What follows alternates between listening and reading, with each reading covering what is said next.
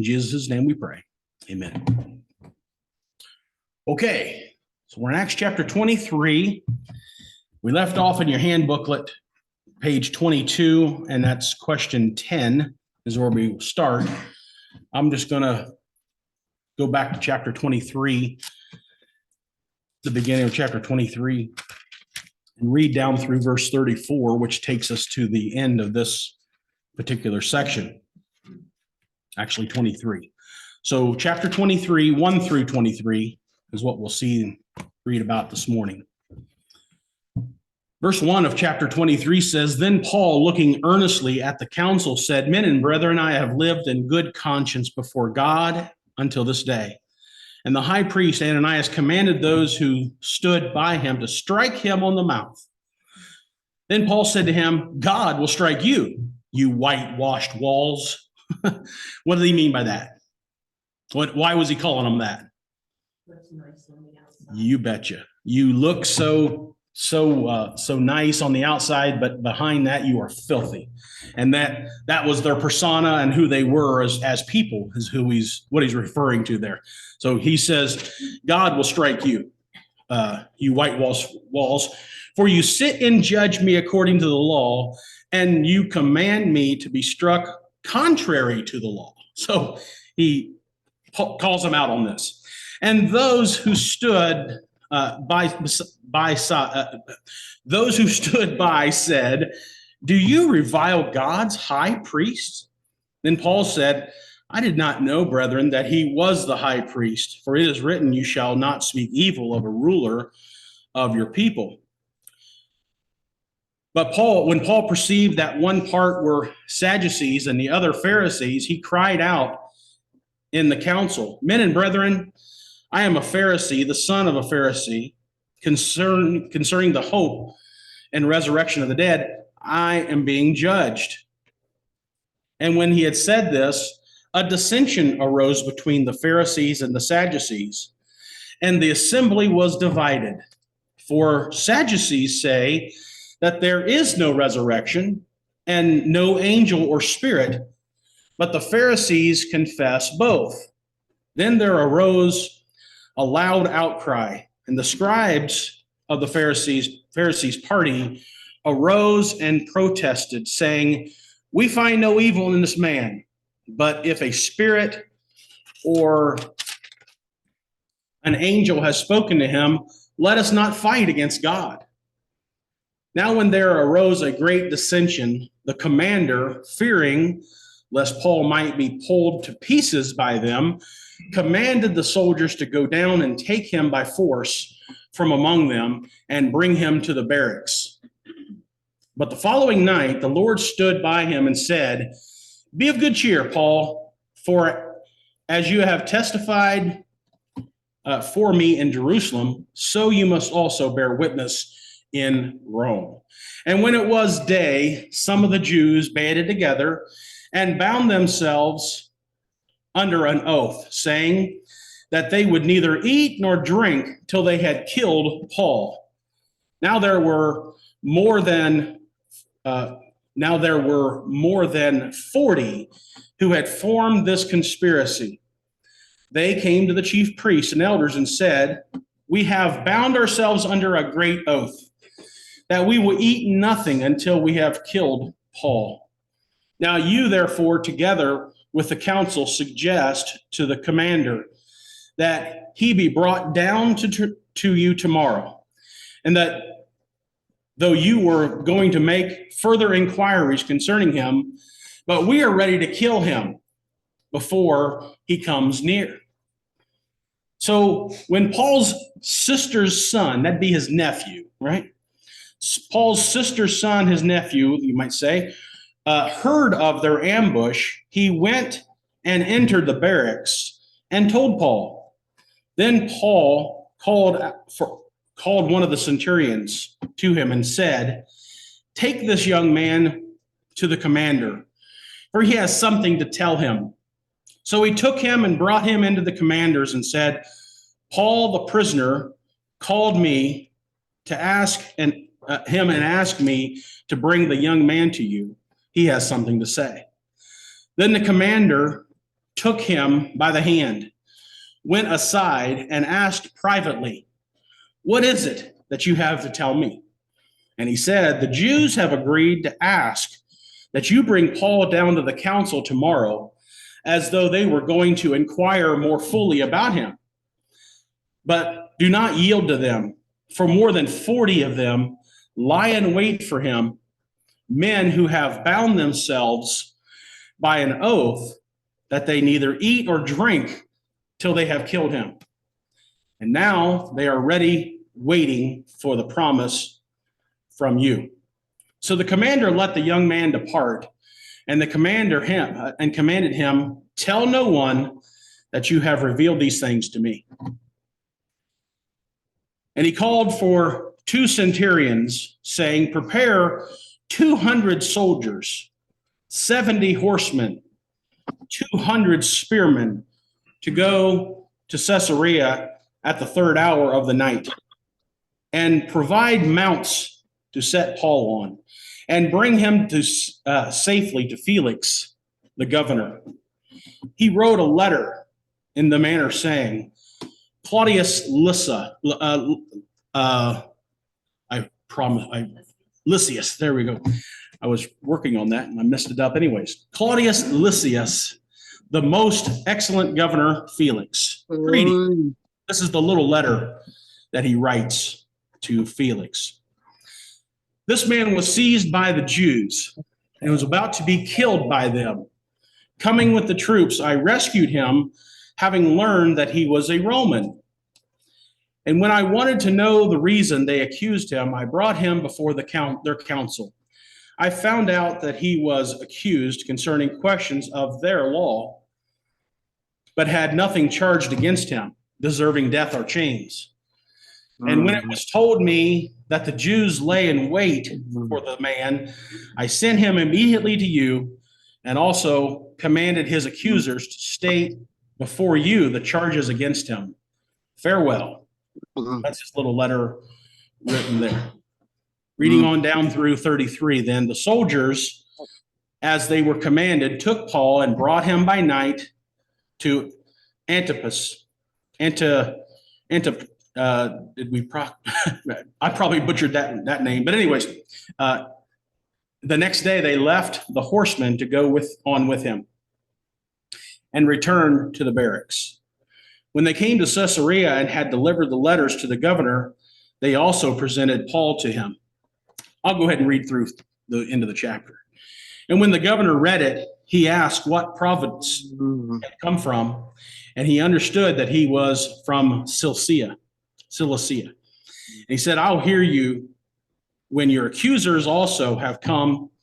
And he commanded him to be kept in Herod's praetorium." Okay, so that's chapter 23.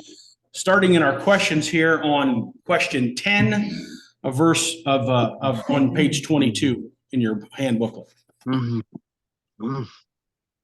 Just so you know, I don't know if Arlene can hear me or not, but you're unmuted. So just so you know, you can mute if you. I think it's Arlene that might be on Zoom. There she goes. She got it. Thank you. Okay. Okay. Question 10 here on page 22. Who gave comfort to Paul, and what was said? Chapter 23, verse 11. The Lord did. The Lord gave comfort to Paul. It says, verse 11, "But the following night the Lord stood before him, saying," and what did he say? He said, "Be of good cheer, Paul, for as you have testified for me in Jerusalem, so you must also bear witness in Rome." So God gave him this comfort to recognize that you're going to face some problems, but it's nothing more than what you've already faced. You've already faced problems in Jerusalem. Now you're going to face that in Rome. Any thoughts? Any questions? Any other participation on that? Okay. Number 11. What did Paul's sister's son or nephew learn? Yeah. Going to be an ambush. Absolutely. Who did he tell this to? Paul. All right. who did he tell about this? Yeah, he told Paul. And then, of course, Paul said, go and tell the commanders so that they'll know as well. Why was that good information? Other than just on the surface, it saved Paul's hide at that particular moment. But was there more to that? Absolutely. Had he been killed there, Rome would have never received it. And so you're right. Absolutely. Right. God used. Right. Absolutely. Other thoughts? What's that? God used the threat of violence and death by safe passing for his own. Like, how many times in our lives have we come across things where it's like, oh, so it's really angry at me, or I'm really worried about X, Y, Z happening. And we try to control situations to protect our own hide or minimize the impact. But really, God just putting us where He wants us, and you can use it to pawns in front of Him. Yeah, I think there's something to that, most likely. Other thoughts? The courage of this nephew, he's a young man. Yeah. The courage that took, that he had to go and tell this commander what was going down. Right. Too. Yeah. Too eager to him.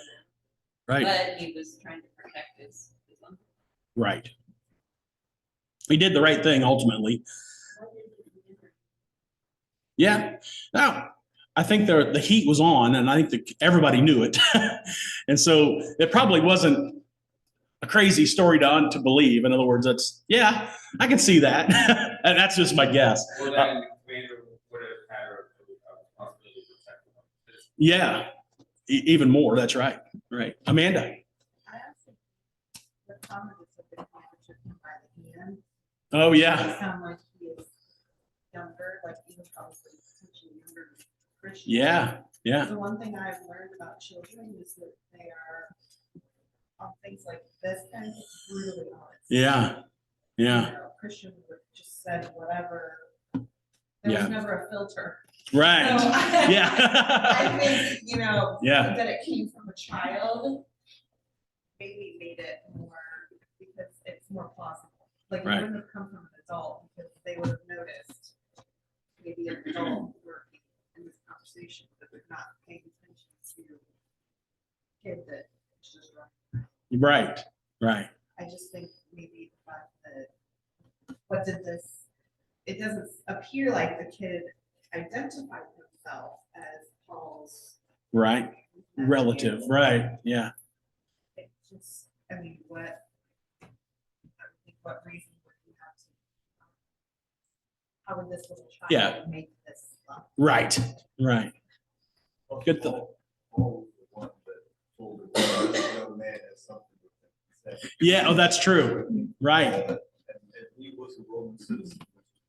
The other thing I find interesting is that God was using these ungodly people that wanted his own from supposedly will die. Yeah. Yeah. Interesting, isn't it? Other thoughts? Yeah, I think that point that you made is probably accurate, that it came from Paul, so it wasn't just a kid running around spreading crazy rumors. This was legitimate because Paul's like, hey, this kid's got something for you to hear. And so that probably gave it some more legitimacy, if that's a word, to get the message across. Yeah, good thoughts. Anybody else? No other thoughts? Okay. Question number 12. Who accompanied Paul to Caesarea?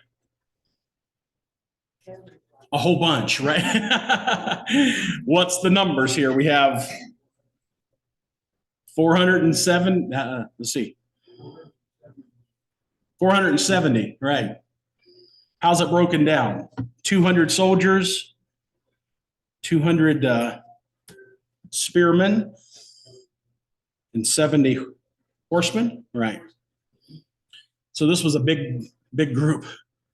This would have been a presidential what do they call it? Right, where they yeah. Escort, I should say. Right. That was safe. Yeah. You're not gonna penetrate that army with a stick or a rock. They had him under control. They gave him a mount. So yeah. Like, even if something went down, he was already on course to run. Right. Which is, I mean, right. Why so many? Why couldn't have just a couple of them taken him? Mike? Really, when you Get right to think about it, if anything happened to Paul, that would be a black mark against his office. Yeah. And that would not go well with the king. Right. Right. Mike? With American history.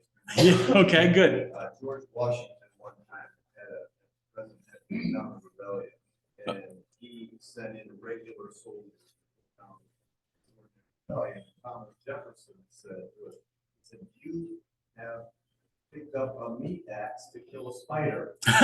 Really? And Washington said, "Yeah, but I didn't have to swing."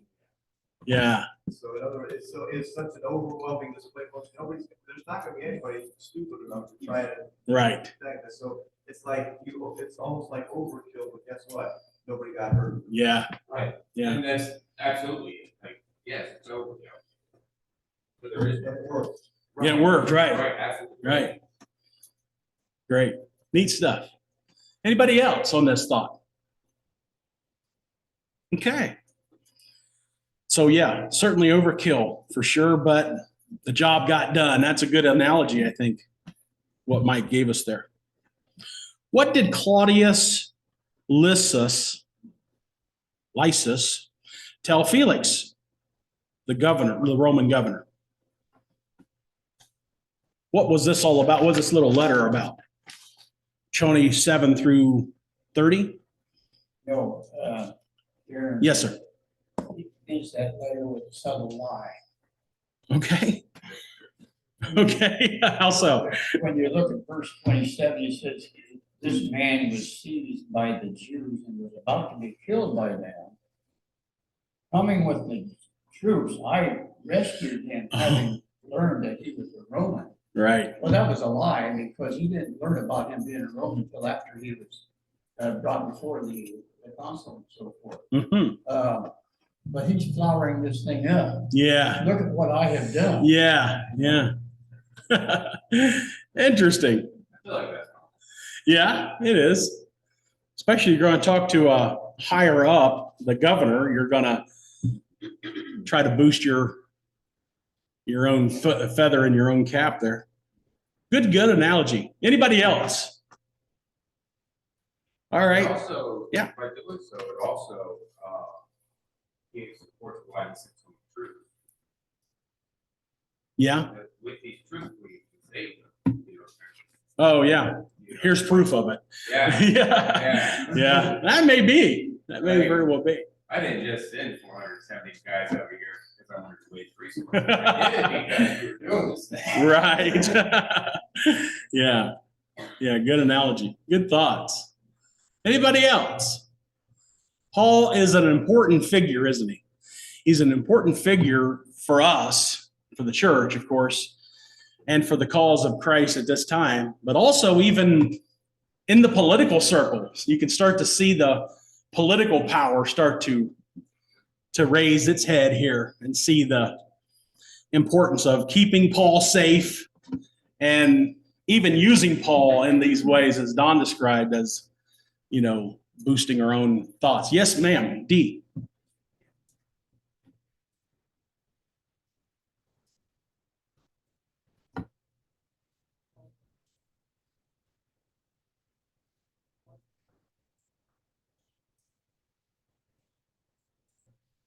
Right. Right.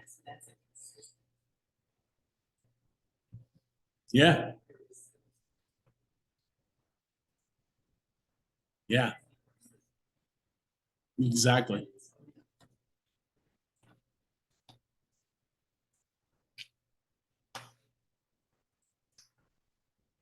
Right.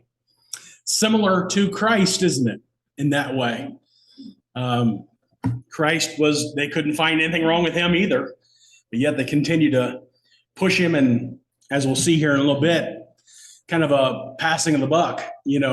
I don't really know what to do with him. Let's send him over here.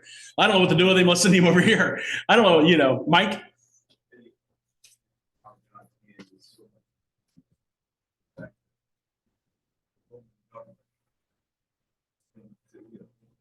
Paul to use his privileges as a Roman citizen to accomplish. Yeah. God's purpose. Yeah. He's in control. Like he was Pilate. When Pilate was marveling that he wouldn't say anything, and he said, "Don't you know that I have power to release you or condemn you to and no power all over me." I think Right. I was on this the other day. He said they were given love. Right. He said, but the one turn me over, they have the greater sin. It was like Pilate, he's scared him, Yeah. The thing is that these Romans thought they were in control, but really it was God that was guiding the whole situation. Right. Right. Excellent. Anybody else? Let me backtrack here a second. Ask you a couple stupid questions here. Go back to the beginning of 23 and where Paul is being beaten, struck at least, and then he calls them back to chapter 23, verse 3. This is before we get out of 23. I just wanted to bring this up here. Paul said to him, then God will strike you and all that. We talked about that. Verse 4, and those who stood by said, do you revile against or God's high priest? Paul said, I didn't know, brethren, that he was the high priest, for it is written, you shall not speak evil of a ruler of your people. Does that apply to us today? Apparently not. Well, let's talk that through a second. Do we say again? That's a passion. Right. But we as Christians, is that what Paul's saying? That we as Christians shouldn't. So what is he saying? He does say that. Right? Right. Right. Well, there's a difference in speaking evil of someone and disagree. Yes. Yeah. I think that's the key. I've heard the reason why I brought that up, because I've heard that said that we can't say anything evil against our rulers today, our presidents or whatever. But I think Don hit it on the head is, we have the freedom in our country to be able to at least disagree. And sometimes that can be loudly disagree. But there's a difference between disagreeing and just completely opposing them in every way. I think they're speaking evil of. But, oh, yes, I'll go ahead. Well, I was thinking of what it said about elders. That we Yes. look at elders as kind of the leaders of the congregation. Yes. It doesn't say that they're above reproach. No, It says you better have Be one. real careful how you handle it. Right, that's right. Maybe things that you don't understand. Exactly. About situations. Exactly. I think the same is true on our leaders. Our leaders, the only leader we have is God. Right, Christ, right. Period. Yes. Everybody, and then, we said nobody's above reproach. But you should be here. Yes. Yes. D. I'll get right to you, Jim. Go right ahead, D.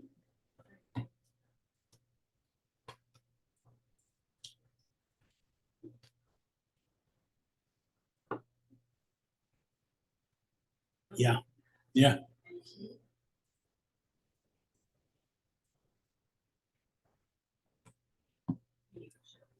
Yes. Yeah. Right.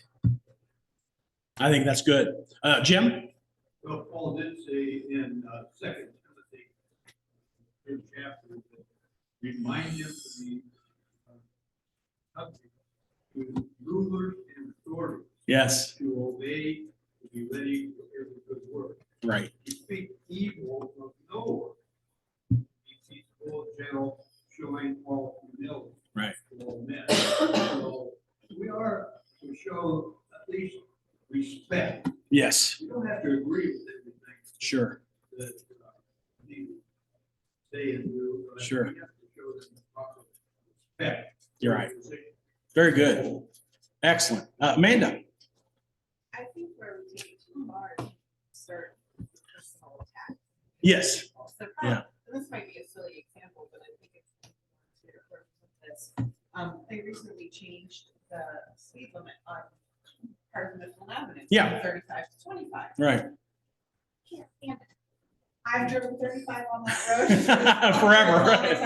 Right. So I may disagree with that decision, Right. but I still drive 25 miles an hour Right. on that portion of the road. And I remember. Right, right.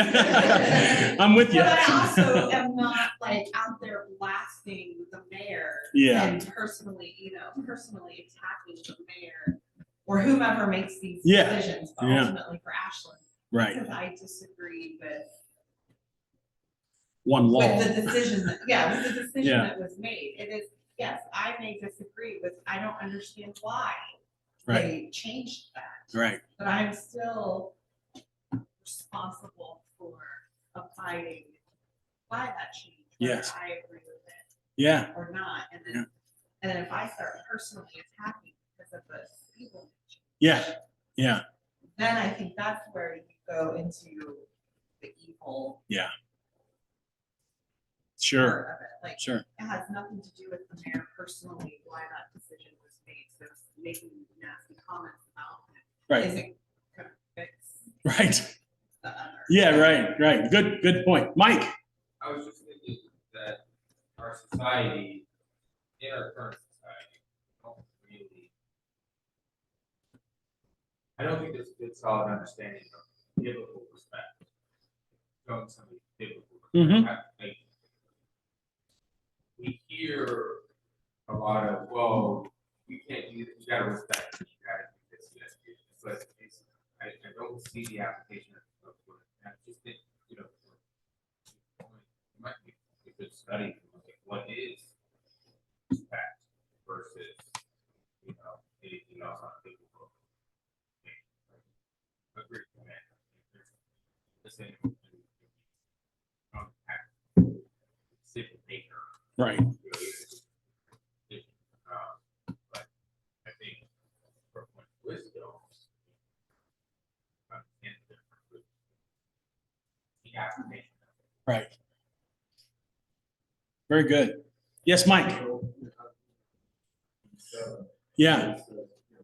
Render their own due. Yes. Taxes, or do custom, fear to be fear, honor to be honor. So this was one of that. Yeah. And you know, the thing is that there are different types of government.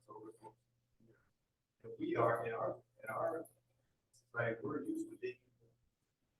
Yes. That's part of how our government's set up to give us free exchange of ideas. So Right. that you didn't have to worry about you disagree with somebody, you go to jail. Right. Or worse. So, Right. I mean, we do have the right to have our voice heard, but you know, you can step across the line, like Yeah. Amanda was saying, you start just making it personal. Yep.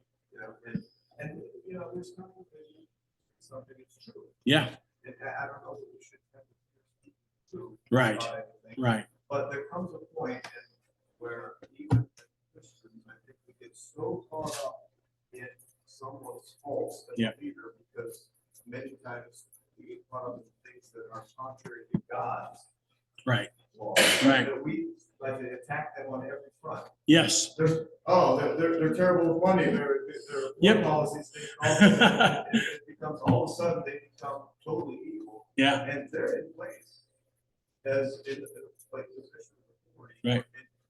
And we could respect that, why does it disagree? Sure. Without carrying it too far, so I'm hand all the way on that, but you know, will we take it too far? Yes. and when we get nasty and personal. Yep. You know, and sometimes we don't even have all the facts, and we're laying charges, if you will. Right. Against somebody, and they may or may not be true, we don't know. That's We right. don't know everything that goes on. Exactly.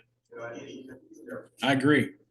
That's why I brought it up, because our society today, especially for whatever reason, seems to be more bitter towards the politicians that are, and sometimes rightly so, I get that.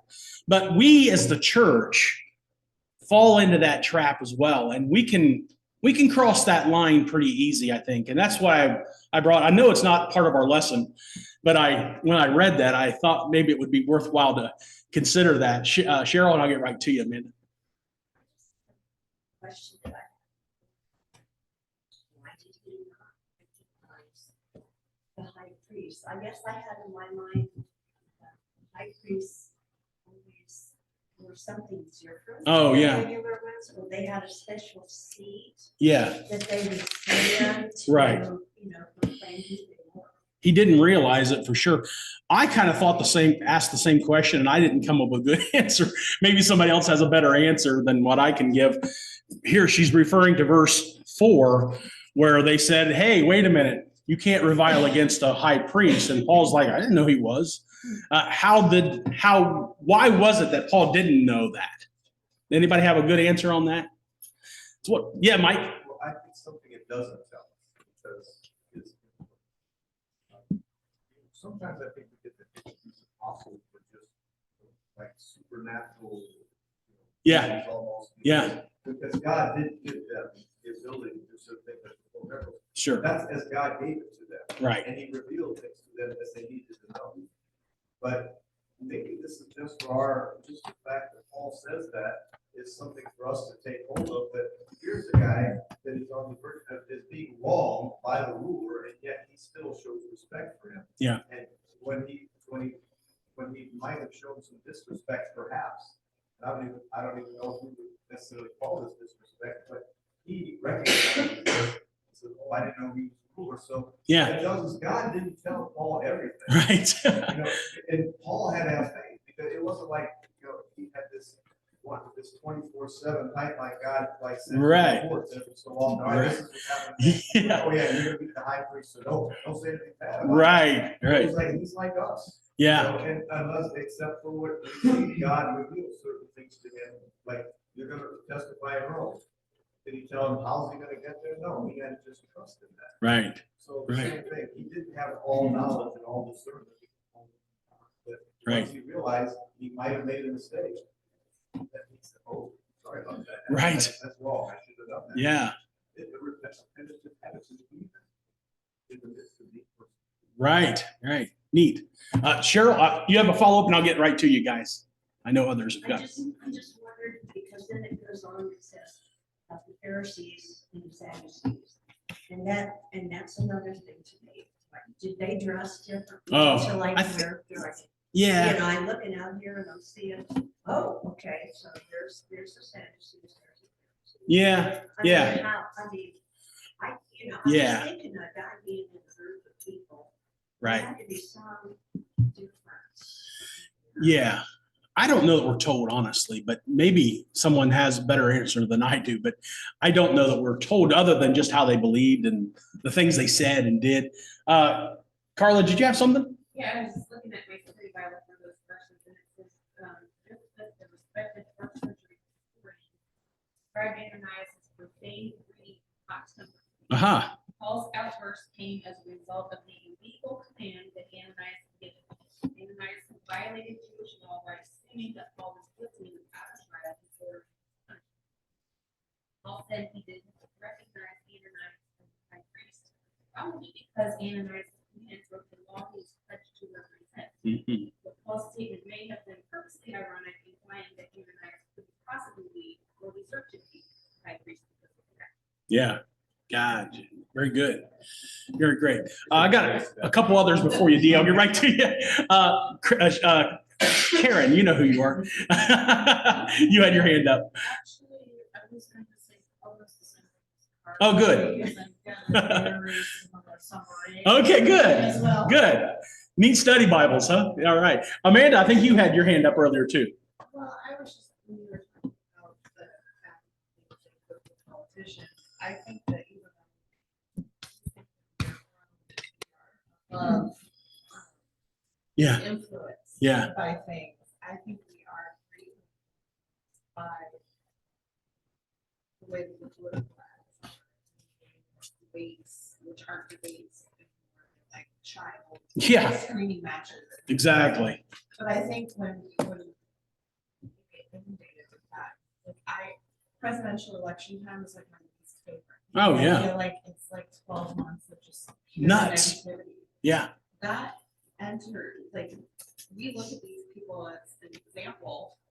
We should, you know, that's a good man, Right. you know, or a good Right. woman. Right. And I think we also get wrapped into that and we say, well, if it's okay for X politician to say this, and it's okay for me to.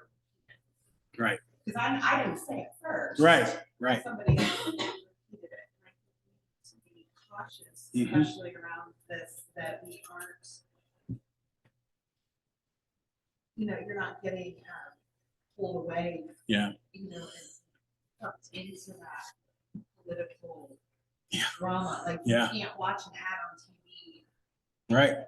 The ads on TV are the two extremes. Like you have Yeah. to do your own research, Yeah. your own things. But if you get sucked into that, Yeah. it's gonna change the way that you start talking about people. Because if you really listen, I know absolutely nothing about any political candidate from their TV commercials. Oh, yeah. But I know how horrible Right. Oh, the yeah. other The other guy is, yeah. The other guy is, and I just think that that mentality maybe is why politics seems so divisive. It's because Yeah. these people that we're electing these people, and they are throwing toddler temper tantrums. Going, well, you should vote for. Don't vote. It's Yeah. not why you should vote for me. It's why I shouldn't vote Yeah. for you. Right. And I think that gets us into that negative. We're Mhm. all exhausted. By next November, we're all going to be exhausted Oh, yeah. of all of this and going to need Get something ready. positive. Yeah, need something positive, and I think we could very quickly get to that Yeah. negative. You I'm bet. going to talk about people because Yeah. we see it emulated by these people or who are supposed to be our leaders. Right. Right. Dee, did you have something you wanted to add?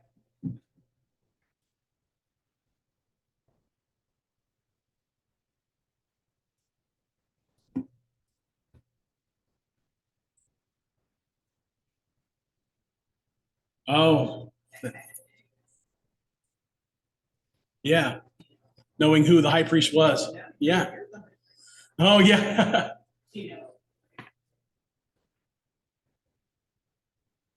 Yeah, yeah.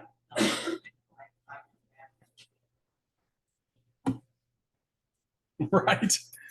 Right. Yeah. That's a good observation. I hadn't thought about it that way. Very good. Mike. God probably didn't tell, oh, by the way, so. Yeah. Or either that or Paul didn't send his Facebook. I mean, that's seriously, how would you know? Right. Anybody by face unless you met that person. Yeah. Basically. Right. And so, yeah, that's. It makes good sense. Yeah. You know what, I see it. I, Pharisees and Sadducees, is there anything that is more? Is there anything more political about the Jewish people, Pharisees and Sadducees? Yeah. Yeah. And, you know, it's like, and if you think about it, which one would we want to be associated with based on all, if we had to buy into everything they did? Yeah. Which one would we associate with? And I hope the answer would be neither. Neither. You bet. And, well, so, but it's like, but for them, it was Sadducee or Pharisee, and they were always at, odds with Yeah. each other. Yeah. And I think if I were in a situation like Paul, like a political, if that was a political situation. Yeah, you bet. I think I'd pick whatever party I thought was going to support the time and say, hey, guess what? They're only doing this because of this. Right. That's what he basically did. I'm being judged for the hope of the resurrection. Also, Right. he had all the Pharisees on the side. Right, Because he was anti-Sadducee. right, And whether they were supporting him for the right reason or not, it was like, well, yeah, at least he's not one of them. So right, it's like, right. yeah, he's one of them, yeah, he didn't do anything wrong. So all of a sudden, you know, he's got them arguing Yep. amongst themselves, and he buys himself some time, which, you know, he was using the system Yeah. legally. Yeah. Legally, he was- and Absolutely. Once again, I think God's providence is still at work there. Absolutely. Excellent. All right. Well, let's start chapter 24 then next week there. Letter B at the bottom of 22. So we'll start there next week. We're about out of time. Thank you for your comments and your participation today. And I enjoyed it. Sorry if I went off script there a little bit, but I thought it was a worthwhile time to bring that up because I think it's good for us to recognize that stuff.